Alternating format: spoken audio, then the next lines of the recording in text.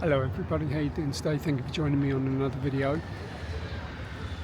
So today, as you can probably tell, I've come down to the water again. This morning's weather was absolutely horrendous, and it was rain of almost biblical proportions this morning where I lived, and I kind of woke up this morning and wasn't really feeling in a really very enthusiastic or optimistic mood. And I suppose on reflection, I've been feeling this way for a couple of weeks now. Not that there was anything particularly wrong with my life recently, just a nagging sense of stagnancy. In a way, I've had a roller coaster of a ride recently. I've had to adjust and adapt, and whilst challenging, doing this can be a distraction from realities in many ways. And in some small way, it seems that I have involuntarily hit that pause button, unable to step out of the treacle-filled pathway in front of me. So in order to gain a new sense of direction and meaning, I need to step back and to gain inspiration and purpose to find true fulfillment. Over the last few months, I've frequently talked about my wishes to help others on their own journey, whether that being on a practical level or even emotional support. But recently, I've been trying to discover what actually makes me who I am, and in turn lead me on the right pathway to discovery, so to speak. And although generally being happy with my lot in life and the gratitude I have for just being here to experience it in all its wonder, I'm starting to feel a little restless, and whilst enjoying the journey, I have this need to see progress in my plans and goals before my time runs out.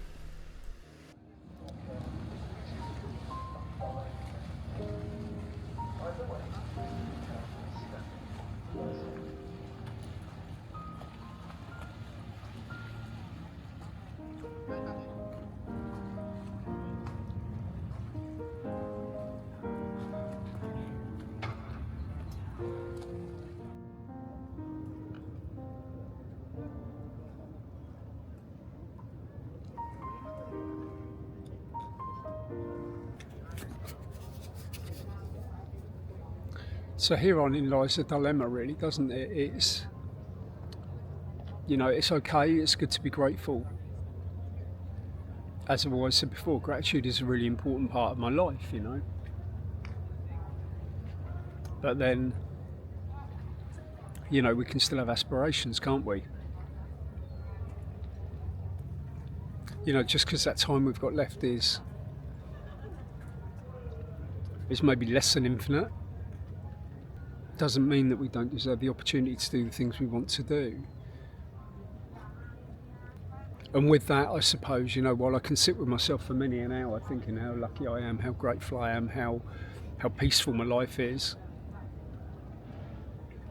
which are all great things, there still comes a time when you think, I've been sat still too long, Maybe I've been sleeping a little bit, or sleepwalking a little bit. I don't know. Maybe I need to move the camera. That might be better. I can't see. It's really sunny here now. Compared to what it was like this morning, it's absolutely beautiful. But I was prepared to come down here with the weather like that this morning because, as I've said, in videos before, that, I love the weather when it's really moody and stormy, and I love the sea when it's really stormy. But it's come out beautiful now I'm down here. So, yeah, it's very different to what I expected it to be, but it's nice nonetheless. So I suppose really I'm just sort of kind of reflecting on, how I'm supposed to feel, how people tell me I'm supposed to feel, and then the reality of actually how I do feel. And sometimes I think that everybody thinks you have to be positive all the time. And the reality is, it's just not going to be like that, is it? You're going to get your shit days, you're going to get your good days, but you're going to get times when you just want to kind of not deal with stuff.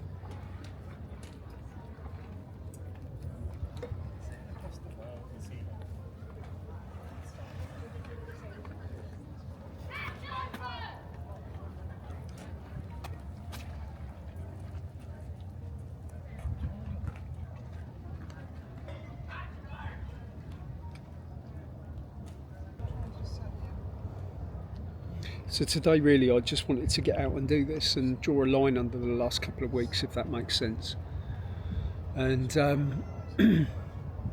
try and move on from it and kind of maybe regain a bit of control over what's been happening of late. I suppose one of the things, you know, that I have been trying to do over the last couple of weeks as well is still deal with some of my mum and dad's possessions and try and make room for stuff. So, you know, when my dad passed away, we only had 4 weeks to clear out his flat. That's all we had. And you know, they were quite collectors of things, and both my parents like to collect knickknacks and stuff like that. So very much of that was just get it out of the place and get the job done that needed to be done, and then move on from that. But of course you don't move on from that, do you? So you kind of like, you box it all up and you put it away, but you still have to deal with it. So the last couple of weeks I've been dealing with that as well, and trying to work out what I'm going to keep, what I'm not going to keep. You know, I do want to keep a lot of stuff, but the real personal little knick-knacky stuff, you know, for example, I can't get rid of my dad's glasses, you know. I don't know why, there's just something about his glasses and the problems my dad had with his eyesight in his latter years. It just seems too personal. It's too much of a personal struggle for my dad. So therefore getting rid of his glasses seems to be a real, you know, a really bad thing. So, you know, I'm going to keep them, and there's other items of clothing that I'll keep that are really personal and stuff that he loved wearing. But yeah, I suppose all that evokes memories, doesn't it? It brings back memories, and, you know, thinking about the last 5 years, you know, losing my mum, losing my dad, the end of my marriage,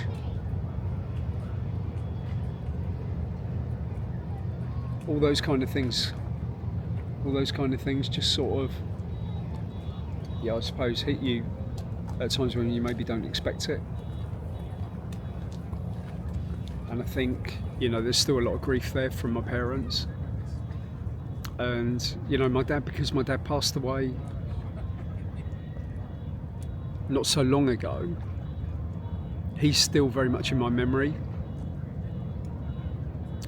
But my mum, bless her, you know, my mum passed away 5 years ago, and I don't think about her as much as maybe my dad at the moment. And you kind of forget things, you know, as time goes on. And you know, I was watching a video the other day on YouTube. I was watching a video about, believe it or not, about James Corden and about his behaviour and the things he said to people, and how he's supposedly not been very nice to people. And the guy that was doing the video mentioned a word, and when he mentioned that word, it just hit me like a sledgehammer, because it was a word that my mum used so much. It was a word that my mum used to call me in an affectionate way when I was a kid, and I'd not heard that word for 30 years, something like that. You know, it was an awful long time ago when I actually heard anyone use that word, and the last person that I probably heard using it was my mum, and that word was a word called Buggerlugs. And I have no idea what it means. I have no idea whether it's a real word or not.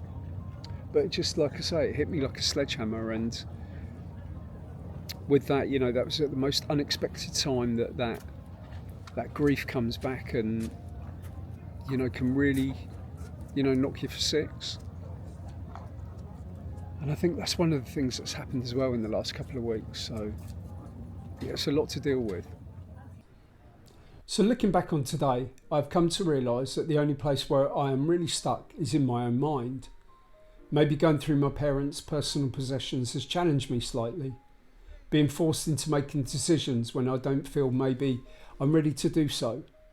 But then I have to ask myself the question, will I ever be? Especially if I allow the grass to grow beneath my feet and not take the leap of faith and trust my own judgment. And herein probably lies part of the problem. Lacking faith in my own judgment can be the biggest obstacle I face. Hence my need to find comfort in the things that nourish my mind, my creativity, and my desire to live the life I want and not what others expect. It has to be said, I very rarely plan my YouTube content. Instead, I kind of go for the freestyle approach. So essentially, I start off talking about a specific subject, which by the end of the video is completely different. I neither have the answers or intellect to offer solutions to any of the dilemmas I'm talking about. I'm just merely putting it out there and hope that others can gain their own insight and we can all help each other in our own significant way. I do have times when I look at the time spent to create one of these little snapshot videos and wonder to myself if I should use my precious time more effectively. That leaves me with another question then: what is more effectively? I've come to realise that I enjoy this and have recently been gratefully reminded of why us so-called content creators do what we do. For that I am grateful. I hope you will continue to follow me on my journey of exploration, creativity and complete and utter randomness.